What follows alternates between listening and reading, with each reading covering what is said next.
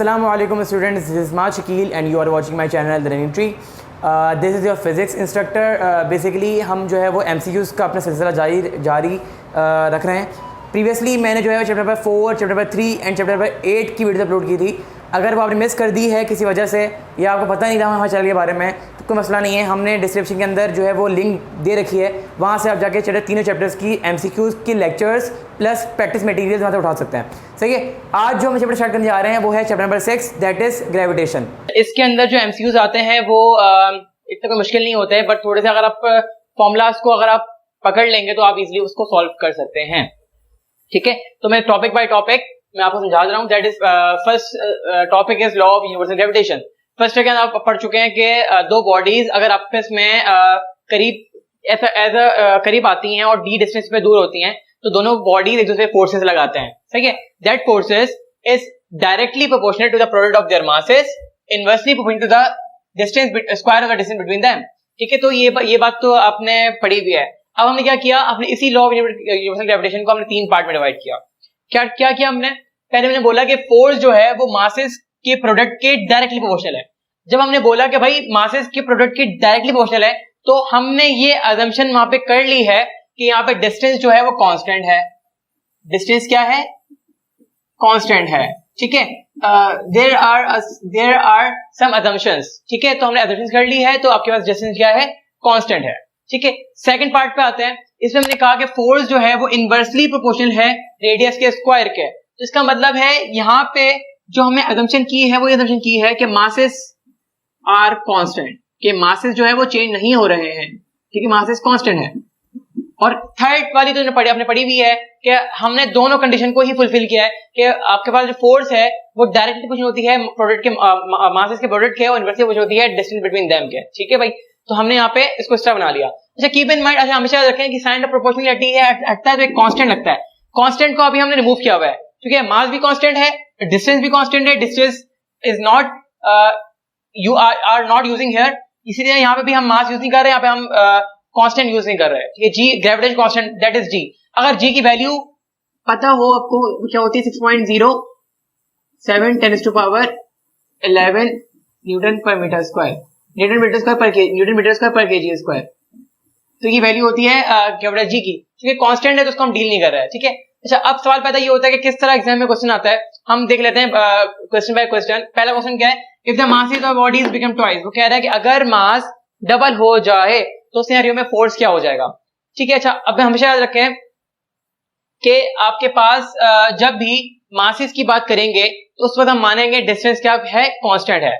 अब हम देखते हैं भाई मासेस क्या हो रहा है, मासेस डबल हो रहा है. तो फॉर्मूला हमने क्या लिखा था फोर्स का, m1 m2. ठीक है, मास क्या हो रहा है, डबल हो रहा है, मतलब m1 2m1 हो गया और m2 2m2 हो गया. तो ये हो जाएगा 4m1 m2. m1 m2 क्या होता है, फोर्स होता है, तो 4f.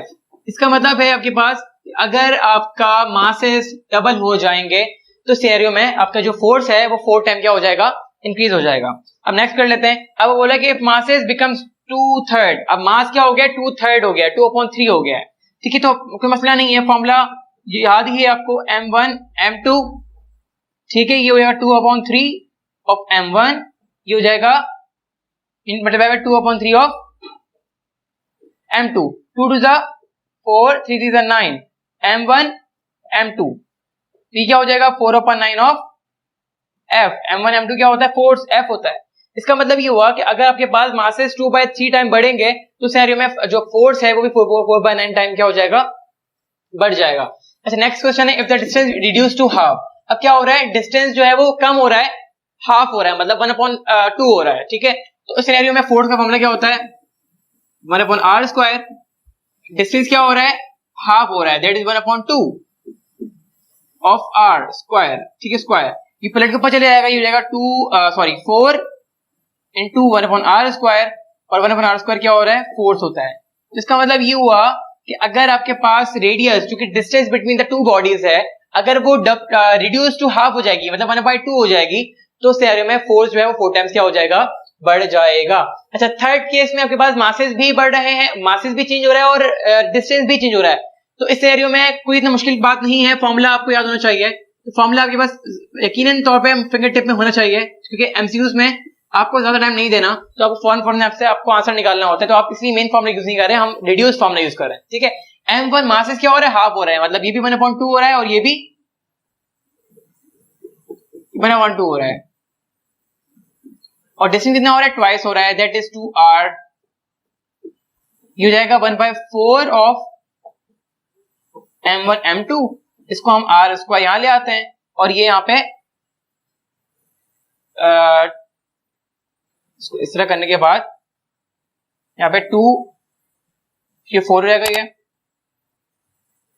4 into r square.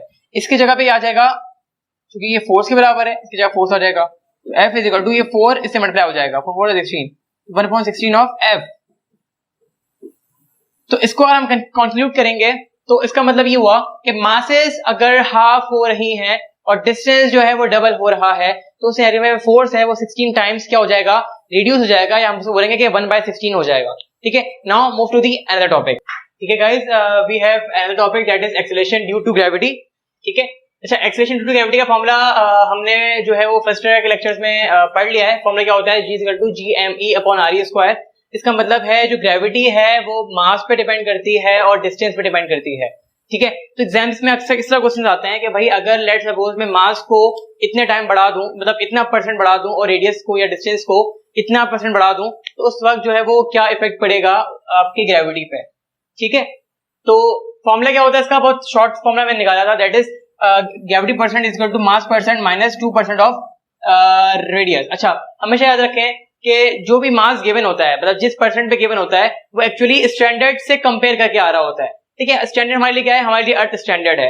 Let's suppose तुम्हें वो कहेंगे कि भाई मास जो है वो 2% इंक्रीज हो गया है ओरिजिनल मास के, मतलब जो अर्थ पे मास था, तो उसका मास, जो अर्थ का जो मास था वो 2% इंक्रीज हो गया है, तो वो हमेशा स्टैंडर्ड से कंपेयर करके बताते हैं, तो हमेशा याद रखिएगा। जैसे आपके पास क्वेश्चन है, if the mass increases 2% and the distance decreases 2%, वो कह रहा है कि अगर मास 2% इंक्रीज हो गया है और डिस्टेंस 2% डिक्रीज हो गया है, तो उस वक्त जो है वो ग्रेविटी पे क्या इफेक्ट पड़ता है। तो हम फॉर्मूला हमने याद है, फॉर्मूला हमने क्या पढ़ा हुआ है, that is equal to % mass minus 2% of radius, मतलब डिस्टेंस, ठीक है भाई। मास जो है वो इंक्रीज हो रहा है, जब भी इंक्रीज हो रहा होता है तो it should be denote as a positive sign. इसका मतलब है 2% क्या हो रहा है, इंक्रीज हो रहा है, और डिस्टेंस 2% क्या हो रहा है, डिक्रीज हो रहा है। तो याद रखें हमेशा, डिक्रीज के लिए हम इंक्रीज के लिए हम पॉजिटिव यूज करेंगे और डिक्रीज के लिए हम नेगेटिव यूज करेंगे, ठीक है। माइनस माइनस प्लस, ये हो जाएगा 2 + 2 दैट इज 4%। तो इससे क्या पता चला मुझे कि अगर मैं मास को 2% इंक्रीज कर दूंगा और डिस्टेंस को 2% डिक्रीज कर दूंगा, तो मास ग्रेविटी जो है वो 4% क्या हो जाएगी, इंक्रीज हो जाएगी। अगर लेट सपोज ये नेगेटिव में आता तो मैं बोलता 4% इंक्रीज हो गई है, क्योंकि ये पॉजिटिव में आया इसका मतलब है कि इंक्रीज हुई है। Now student, we have next topic that is variation of ji with altitude. Variation of जी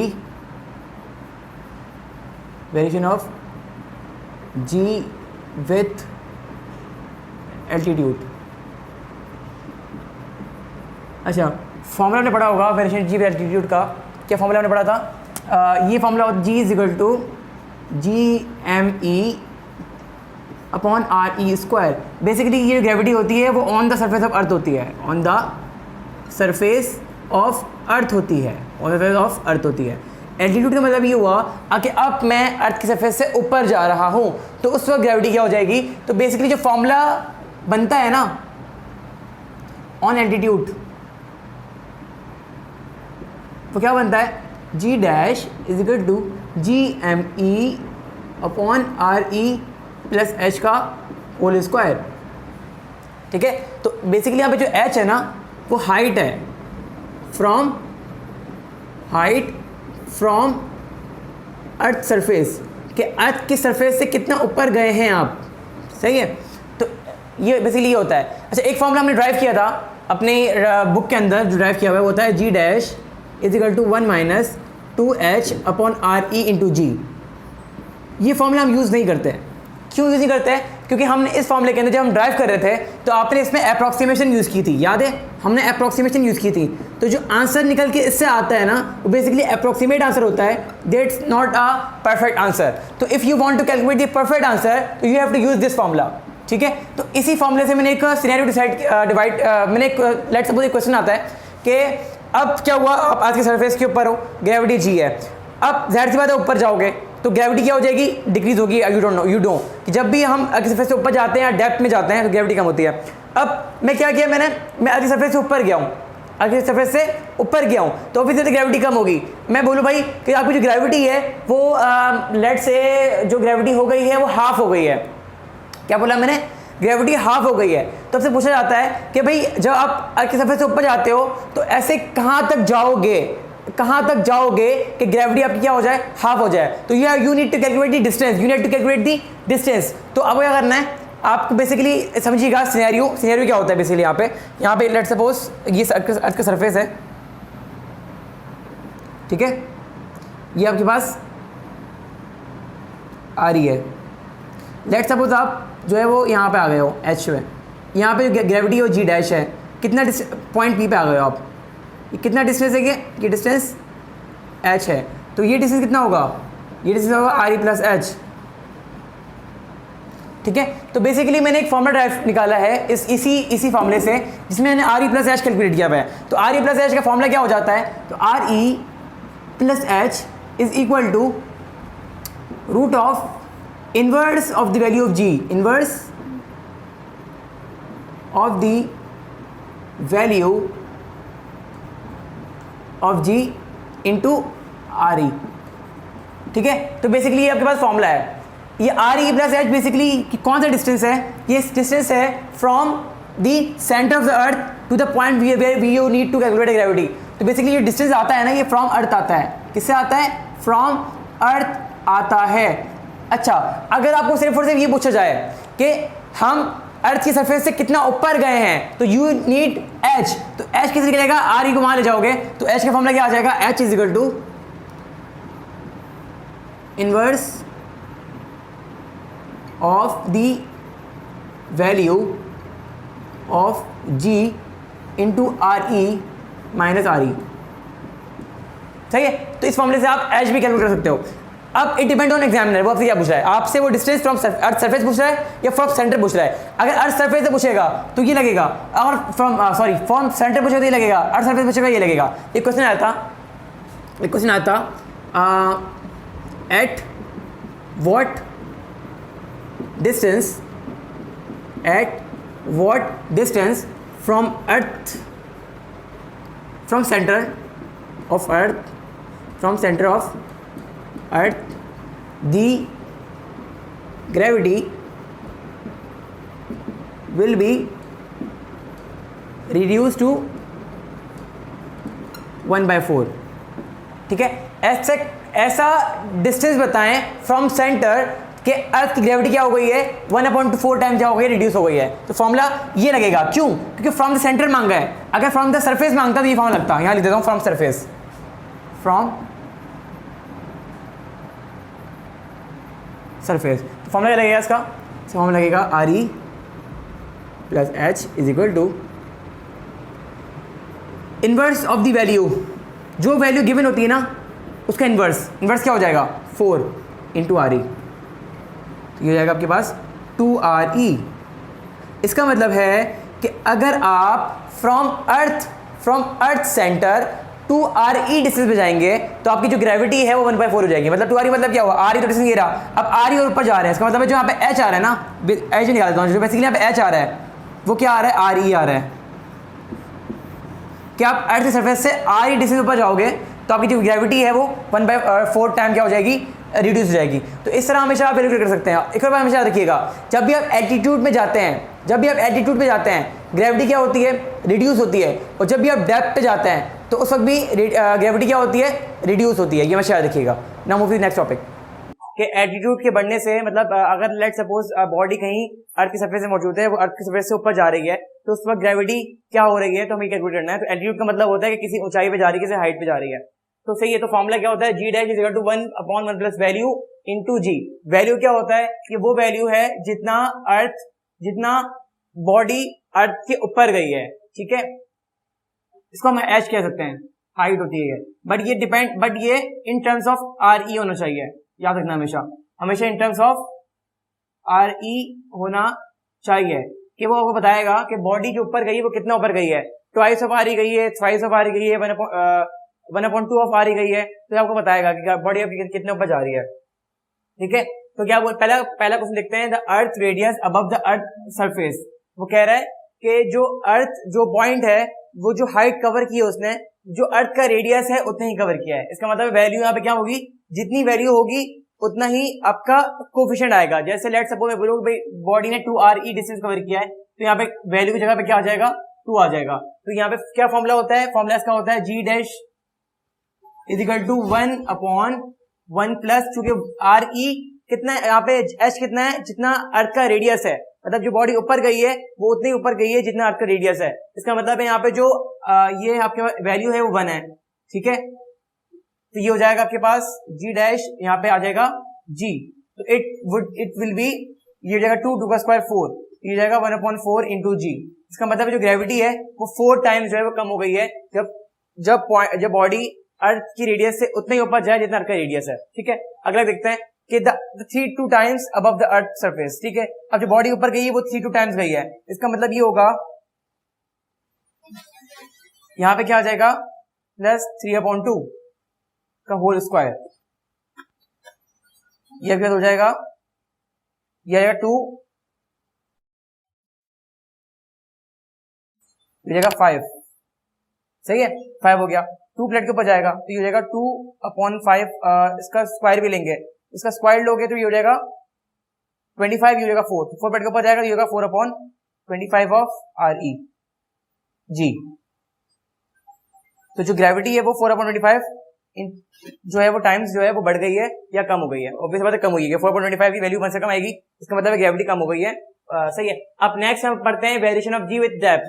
अभी जो हम बात कर रहे थे वो एटीट्यूड की बात कर रहे थे कि बॉडी अर्थ की सरफेस से ऊपर जा रही थी, अब क्या हो रहा है, अब बॉडी अर्थ की सरफेस से नीचे आ रही है। अब ये जो वैल्यू है ये वो वैल्यू है जितनी बॉडी डेप्थ में जा रही है, इसको मैं बोलूंगा D, but it should be in terms of R ई, क्योंकि हमें एग्जैक्ट वैल्यू नहीं पता होता, हमें इन टर्म्स ऑफ आर ई बताता है कि जो आपके पास जो डेप्थ है वो ट्वाइस ऑफ डेप्थ है, कितना डेप्थ है कि 1/3 ऑफ आर ई ये डेप्थ हुआ है या फिर 1/4 आर ई डेप्थ हुआ है, तो उसके अकॉर्डिंग हम निकाल लेते हैं। ठीक है, तो वो पहला पूछ रहा था value of g at depth 1/3 of R E, वो बोल रहा है कि जो बॉडी है वो 1/3 डेप्थ में चली गई है, इसका मतलब वैल्यू कितनी हो जाएगी, 1/3 हो जाएगी। तो यहाँ पे G dash is equal to 1 - 1/3 into G, ये हो जाएगा आपके पास 2/3 ऑफ जी। इसका मतलब है कि जो ग्रेविटी है वो 2/3 टाइम्स जो है वो कम हो गई है। सही है, चूंकि डिनोमिनेटर बड़ा है न्यूमरेटर छोटा है, इसका मतलब है कि वैल्यू जो है वो 1 से कम आएगा, इसका मतलब है थोड़ी सी 2/3 टाइम्स जो है वो कम हो गई है।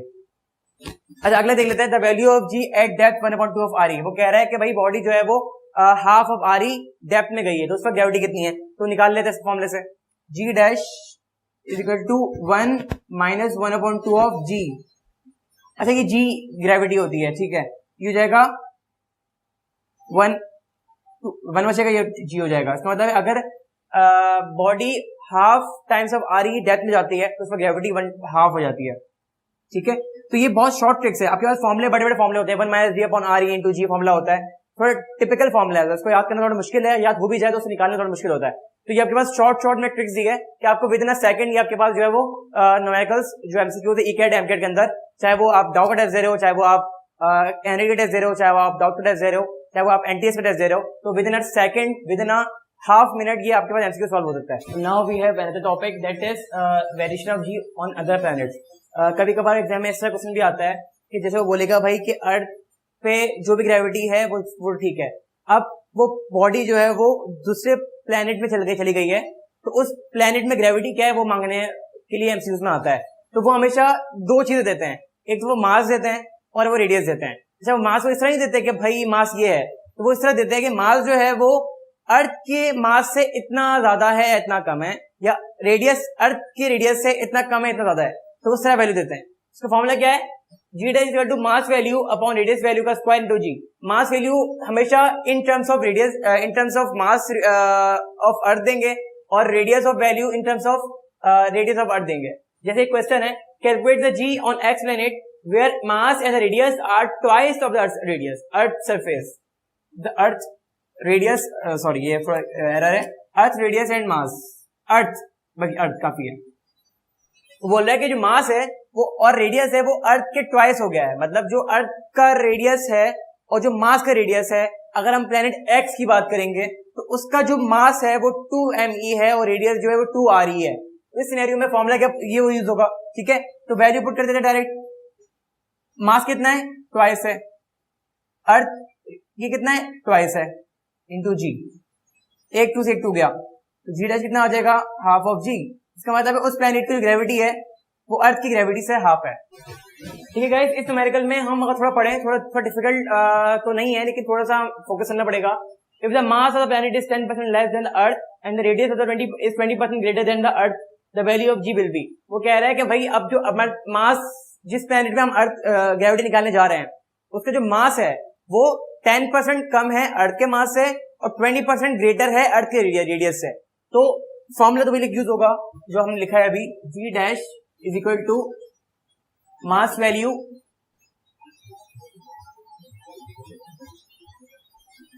Divide by radius value plus square. ठीक है। अच्छा, अब याद रखें हमेशा जब भी in terms of percent given हो तो जहां लेस का वर्ड यूज होगा वहां माइनस कर देंगे 100 से, और जहां ग्रेटर का वर्ड यूज होगा वहां हम ऐड कर देंगे 100 में। जैसे यहाँ पे मास जो है वो 10% कम हो गया है, तो इस सिनेरियो के अंदर 100 माइनस 10 क्या होता है, 90। तो ये मास को हम लिखेंगे 90/10, 90/100, क्योंकि इंटर परसेंट गिवन है तो 100 लिखेंगे। और अर्थ रेडियस जो है के मुकाबले में 20% बढ़ गया है, तो उसको बोलेंगे 100 + 20 120। ये रहेगा 120/100 ये होल स्क्वायर इंटू जी। ठीक है, ये आपके पास हो जाएगा 90/100, ये प्लेट के ऊपर आ जाएगा, ये हो जाएगा 100 इंटू 100/120 इंटू 120 इंटू जी। ठीक है, ये प्लेट के ऊपर आ गया, इसको स्क्वायर पे ले लिया मैंने, स्क्वायर मतलब मल्टीप्लाई कर देंगे। ये 2 0 से 2 0 गया, ठीक है। ये 1 0 से 1 0 गया, 3 3 9 3 6 3 3 6 3 4 12 3 4 12, ठीक है। 2 2 4 2 5 10 2 0 0 2 1 2 2 2 4 2 5 10, ठीक है। ये हो जाएगा 5 5 25 5 2 10 5 4 20, ठीक है। और कट रहा है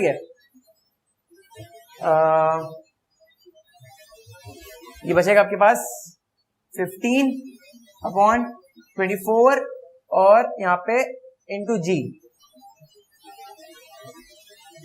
6 से कट रहा है, 3 5 15 3 8 24, तो बचेगा यहाँ पे 5/8 5/8 इंटू जी। जो ग्रेविटी है वो 5/8 इंटू जी हो गई है। अच्छा स्टूडेंट्स, हमारा नेक्स्ट टॉपिक है that is mass and density of earth, density of earth. अच्छा, हमेशा याद रखिएगा कि पहले आज के डेंसिटी फॉर्मूला क्या होता है। डेंसिटी हम रो बोलते हैं, इसका फॉर्मूला होता है mass upon volume, mass upon volume, और इसका जो यूनिट होता है वो क्या होता है, किलोग्राम पर मीटर क्यूब, सही है। अच्छा, दो ही केसेस है, या तो वेरिएशन एनर्जी में डेप्थ है या एल्टीट्यूड है। जब भी हम एल्टीट्यूड में जाते हैं, मतलब किसी हाइट पे जाते हैं, तो हाइट पे आने पे ये हमेशा देखिएगा कि जो मास ऑफ अर्थ है वो कांस्टेंट रहता है। क्या बोला मैंने, मास ऑफ अर्थ क्या रहता है, कांस्टेंट रहता है। मतलब हाइट पे जाने से मास की वैल्यू में कोई फर्क नहीं पड़ता, मास ऑफ अर्थ रिमेन कांस्टेंट। और मास कांस्टेंट है तो ऑब्वियस सी बात है डेंसिटी भी क्या होती है, कांस्टेंट रहती है। डेंसिटी भी क्या रहती है, कांस्टेंट रहती है, क्योंकि मास कांस्टेंट है, वॉल्यूम तो कांस्टेंट ही होता है। तो दैट्स वाई यहाँ पे जो है वो एल्टीट्यूड बैलेंस से मास और वॉल्यूम, मास और पीई क्या रहता है, कांस्टेंट रहता है। वॉल्यूम भी कांस्टेंट रहता है, यहाँ पे तो वॉल्यूम ऑफ अर्थ वो भी कांस्टेंट रहता है। लेकिन जब हम डेप्थ पे जाते हैं तो डेप्थ में हम जाएंगे कैसे, दैट सी बात है, हम खोद के जाएंगे, अर्थ को हम क्या कर डिग करके जाएंगे अंदर। ज़ाहिर सी बात है ना, हम बगैर डिग के नहीं जा सकते, हम कैसे आएंगे? हम जो है वो भूत तो है नहीं कि हम जो है वो गायब हुए और ज़मीन के अंदर चले गए। वी हैव टू डिग, हमें क्या करना पड़ेगा? उसको खोदना पड़ेगा, खोद के नीचे जाएंगे। जब हम खोद के जाते हैं तो जो खोदते हैं उसकी वजह से मास ऑफ अर्थ है वो चेंज हो जाता है। मास ऑफ अर्थ क्या होता है? चेंज हो जाता है, मतलब डिक्रीज़ हो जाता है। मास हम कम कर रहे हैं। मास क्या होता है? Quantity of matter present in body, कि बॉडी के अंदर जितने क्वांटिटी ऑफ मैटर मौजूद है वो मास है। अब जैसे बताए हम मैटर को खोद रहे हैं, हम जो है वो डिग कर रहे हैं, तो फिर मास जो है चेंज हो जाता है। मास चेंज होता है, वॉल्यूम भी चेंज होता है। वॉल्यूम भी क्या होता है? चेंज होता है। लेकिन मज़े की बात, वॉल्यूम डिक्रीज होता है। लेकिन मज़े की बात ये है, चूँकि मास और वॉल्यूम एक फिक्स रेशो से कम होता है। मतलब मैं बोलूँ कि भाई मास भी कम हो रहा है, वॉल्यूम भी कम हो रहा है, और मज़े की बात उस फिक्स रेशो से कम होता है। चूँकि आपका जो वॉल्यूम, जो आपके पास डेंसिटी है बराबर होता है मास of earth upon volume of earth. मतलब ये फिक्स रेशो से कम होता है। इसका मतलब है जितना मास कम होगा उतनी वॉल्यूम कम होता है। ठीक है, तो बेसिकली जो अर्थ का डेंसिटी आता है ना वो कांस्टेंट रहता है, चेंज नहीं होता। बहुत ही अच्छी एमसीक्यूज है, एग्जाम में आता है अक्सर।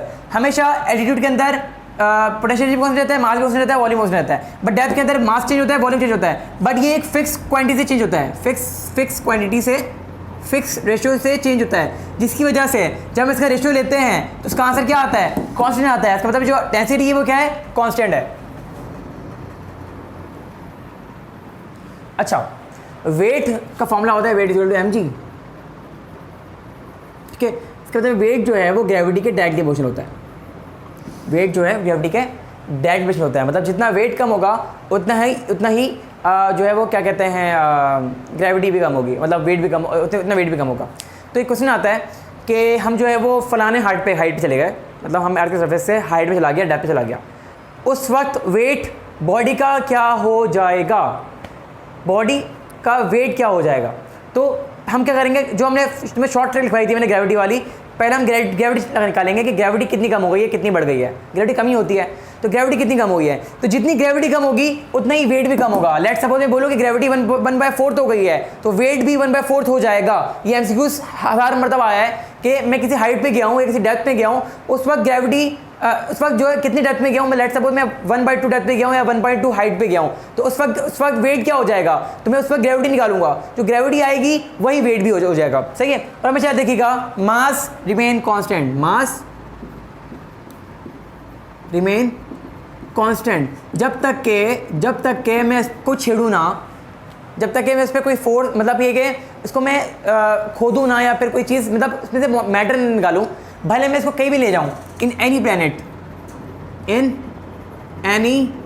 प्लैनेट, मैं इसको किसी प्लैनेट में भी ले जाऊँ, तो याद रखिए मेरा बेटा, मास रिमेन कांस्टेंट। ठीक है, मेरा वेट चेंज हो सकता है मेरा वेट कराची में जो है वो लेट से 60 kg है, नहीं पॉसिबल। अगर मैं वेट अपना माउंट एवरेस्ट पे जाके कैलकुलेट करूँ, या मैं किसी हाई जगह पे कैलकुलेट करूँ जहाँ पे ग्रेविटी कम होती है, तो मेरा वेट कम हो जाएगा, क्योंकि वेट डिपेंड करता है ग्रेविटी पे। सही है, तो वेट चेंज हो सकता है, मेरा वेट चेंज हो सकता है, बट मेरा मास चेंज नहीं होगा। मेरे अंदर जितना मैटर है, मेरा मैटर सेम रहेगा, चाहे मैं कहीं चले जाऊँ, हाइट पे चले जाऊँ, जुपिटर पे चले जाऊँ, मार्स पे चले जाऊँ, मून पे चले जाऊँ, हाइट मेरा सेम रहेगा, मास मेरा सेम रहेगा, but due to the change of gravity weight क्या